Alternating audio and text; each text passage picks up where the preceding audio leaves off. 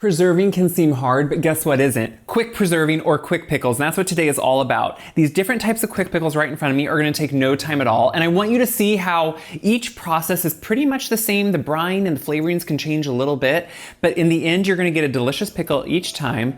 No cooking in a water bath, straight into the fridge to keep them crisp but full of flavor. Let's get started.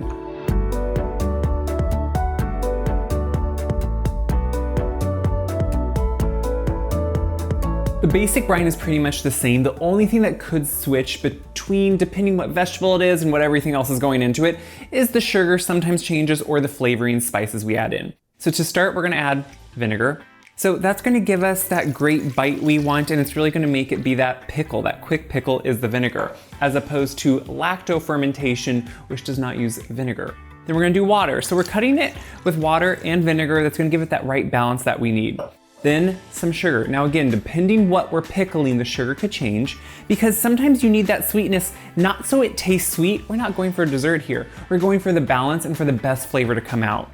And then salt, and I'm using my kosher salt. This is not canning, so I'm not worrying about using canning salt or anything else. We're just using kosher salt. This is the basic brine. Now we're gonna heat it up. To heat it up, really what we're doing is just making sure that everything dissolves and that it comes up to a nice boil. That's what we want to do to be able to pour it over our usually raw vegetable. While that's heating up, we can get our vegetables ready. It doesn't take long. So I'm gonna start with my jars. You can use any type of jar you like. All these recipes are gonna be written for pint jars. I like to use a little bit sometimes more decorative ones because, come on, the fun of getting in the kitchen sometimes is the beauty you get out of it. So I like to use beautiful jars that you can preserve in these too, but I'm using them for this quick pickling and they're just gonna go in the fridge. So the first thing here is red onion. Why do we pickle red onion, right? Well, because when you pickle it, it becomes something different than just the traditional red onion. It's not near as astringent. Instead, it has that great kind of sweet pickle spice almost, and it really kind of is able to be more of a condiment, something used on a lot of different things. You can really do any type of slice you want. It depends how you like them. If you want them really thin, you could do them on a mandolin. You could even do a shallot. You could do a white onion. What I like about a red, it's in between. So it has a little bit of that sweetness, but it still gives you that strength of the onion. And you can see I cut them in half, and then I'm just kind of in nice kind of slices. Now, what's great about this, to me, if you're gonna put raw onion on something, I now will usually just go for a pickled onion because it doesn't quite have that raw astringency that other onion can, and I think it tempers it. So what I do is I slice it up. I just take it, I make sure it kind of falls apart, and I put it in the jar. Now again, this is quick pickle. We don't have to worry about how we're packing the jar really tightly, too tightly, anything like that. It's really just making sure it gets in the jar and then the brine goes over it. So what I'm doing is packing them in the jar. Usually, it just kind of depends on the size of the onion. Obviously, you might have to adjust. That's the great thing about a quick pickle. You can really adjust it for whatever size or amount you want. If you want a smaller amount, bigger amount.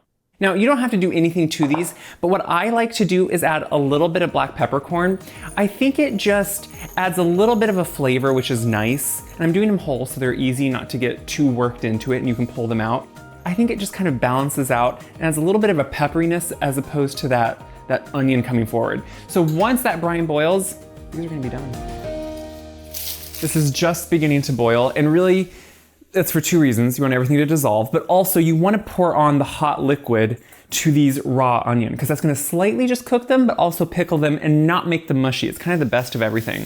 So I'm going to funnel on just because I can be a little bit of a messy cook, okay? And a funnel does make it easier. So we're going to pour it on, and what you can see is it just instantly goes all over them, but what it's going to do is draw out the color of them too. So anytime I'm doing a quick pickle like this, I like it to come to room temperature, just because you don't want to make your fridge overly hot or take the temperature, have it change that much. So what I'm going to do is let these come to room temperature. I'll put the lids on, but we're going to keep making other quick pickles while these are cooling off. We're on to pickled beet eggs, friends. I know, I got the big things out. Gloves, only because, you know, sometimes when I'm doing it on my own and I work with beets or something, I don't put gloves on, but then it looks like, what were you doing with those hands that look bloody? So we just sometimes do it, so we keep looking a little bit nicer. So when I do beet eggs, as in pickled red beet eggs is what I would call them, I have hard-boiled eggs, obviously, but then I usually just take, and this is how we did it growing up, my grandma always did this, I just take our homemade pickled beet brine, because I make lots of pickled beets because I love them, put the eggs in it once the beets are gone. But that doesn't always work if you don't have your own pickled beets. So what I have here is my beet. I'm gonna make the brine so we can have that color on the eggs, because pickled eggs kind of seem gross to me if you don't have that beet color. It's just a personal thing.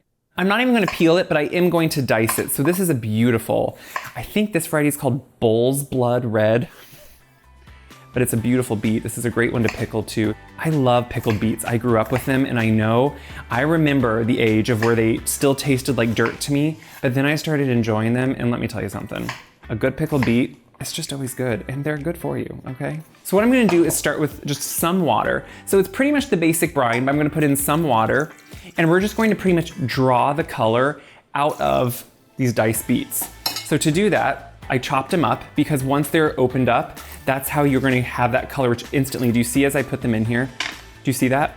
They're instantly coloring this water just a little bit. So when we cook it, it's gonna draw out so much more of that color. So I'm gonna take them over the stove, I'm gonna let them simmer for a while just to pull out that color, and then build the brine on top. This has been simmering away, and you can see it reduces some, but we have that concentrated color. So what I'm gonna do is actually pull out some of these beets. Now, if you want to, you can eat these. I will eat them. I love them actually, but not everyone does. But a little bit of salt. I grew up with something called Harvard beets, by the way. If you don't know what a Harvard beet is, it takes the health benefit of a beet completely away, because it just adds this like sweet sauce over them, which sounds weird, but it's really good. So you can keep those beets. I personally would eat them. So what I'm gonna do now with that color we have right there is put in now the more pretty much of a brine. So we're putting in vinegar.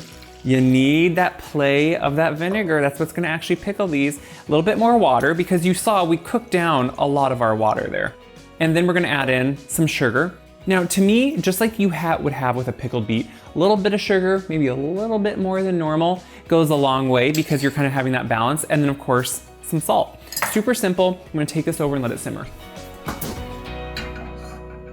This just came to a simmer. And so before I pour it on, I'm gonna get the eggs ready. You can see I have one ready.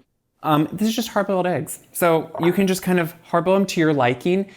Personally, I like about a 10-minute hard-boiled egg. Some people like it more like a 12. I just think at 12, the yolk can get a little dry, which I don't like. So we're putting the eggs right in. And then what we're gonna do is, again, funnel. This is especially, it has that beet brine. You just don't want that everywhere. So if you can use a funnel, we're gonna pour this right on. Now again, if you notice, you might be thinking, Caleb, you aren't getting quite to the top. What I wanna show you is, once I have then the lid put on, like I did with these onions, the lid is actually indented enough that it pushes down on whatever's in here, and it does fully encompass whatever you're putting it over. A little full on those, but we will just let them cool off, put lids on, and move on to the next. The gloves are back out, because we're gonna be working with jalapeños. Now, jalapeños, so if you buy them from a grocery store, they can have varying levels of heat. Why chance it, especially if you're someone that's averse to heat? I will admit, I go through moments sometimes where when I'm canning a lot of my hot peppers from the garden, I don't always wear a glove, but then there's that one time once in a while where you really regret it, because somehow it really gets on your hands and then you can't touch anything and they're burning. You do it once and you don't do it again. So wear gloves, be safe, right? Now, what I'm doing with these is, this is what you're gonna use on any of your favorite Tex-Mex, kind of those Southwest dishes where you just want that little bit of heat. And what's great is the heat is somewhat tempered because we're doing it in a pickle. It's a quick pickle. This is what I love about quick pickles. If you're a little bit someone that's like, I love the idea of some of these pickles, I'm not gonna start canning, or I'm not gonna preserve, you're not gonna buy all the equipment. This is how you do it. It's also a great way to use up vegetables that maybe you're thinking, I'm not getting this used, or I have a CSA box, I don't know what to do with this. You quick pickle it. So I'm gonna leave the seeds in because I like the heat. And you can kind of tell the heat, I think, by smelling. You can also just kind of, if you want, sometimes I take a seed and I taste it, and that will let you know too. But again, if that's scary to you, don't do it. But you can do any pepper like this. You could even do a sweet pepper if you don't want the heat. So what I'm gonna do is just fill the jars up with these beautiful jalapeños, and then pour the brine on pretty much.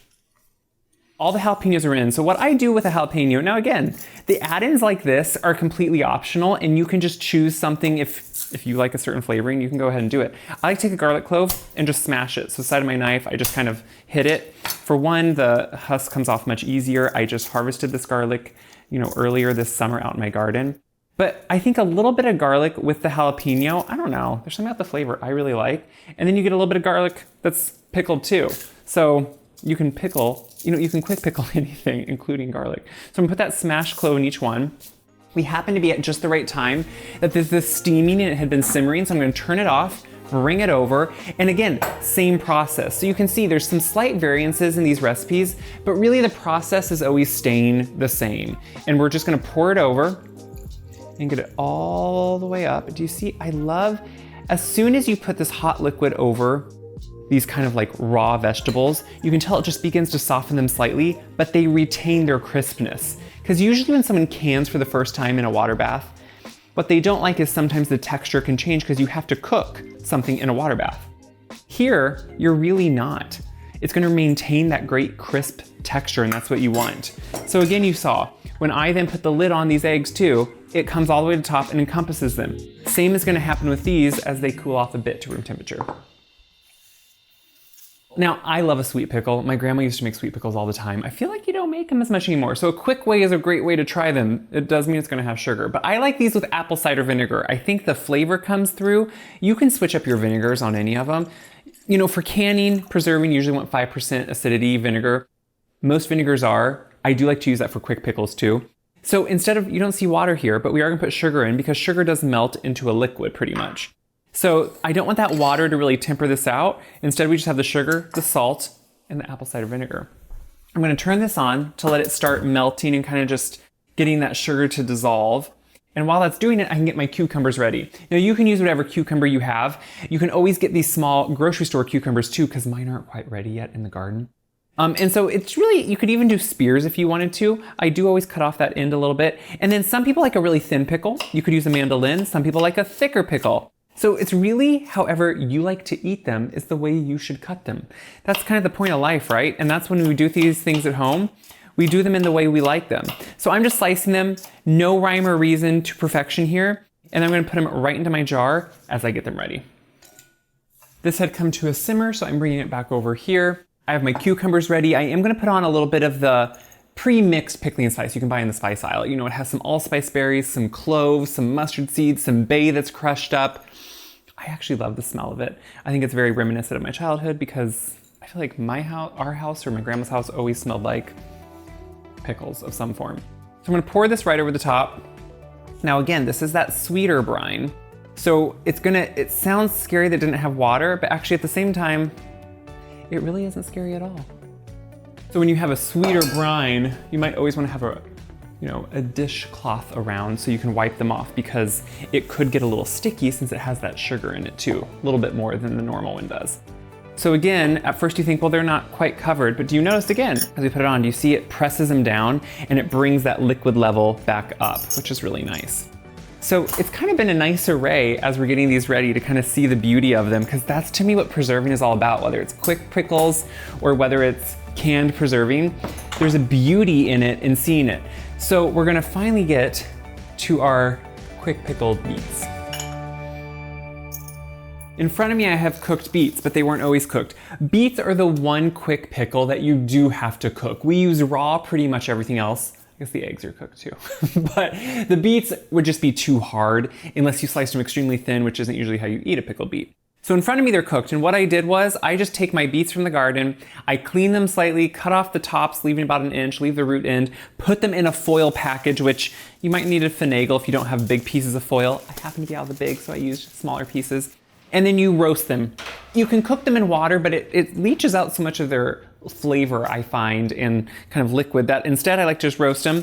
Now I open them up once they're done, and to know if they're done, I just use a knife. I poke through the foil actually, and you just wanna know that they're tender. See how it just easily goes in? Another way you know that they're done is you go to start cutting them and they just easily peel. Now, you're gonna notice I'm not using necessarily red beets on these. I got in a mixture of some of my favorites. So I have some Golden Boys. Those are always a little bit smaller, so I also got in my Shikoga, which I love. They're kind of a white with some red striping. It just kind of depends what you like, but I just kind of like to use whatever beets I have. The colored ones can have a little bit lighter flavor. So if you're someone that thinks, I don't know if I love beets, try the golden, try those white and red ones, whatever. You can find an albino beet too, and that's just a pure white. And then we're gonna cut them. Now, to cut them, you can kind of do whatever, cut, slice, dice. Growing up when we did pickled beets, we mostly did slices. Now I would say I kind of like more maybe chunks in some of these. There goes the one. We're just gonna pretend that didn't fall.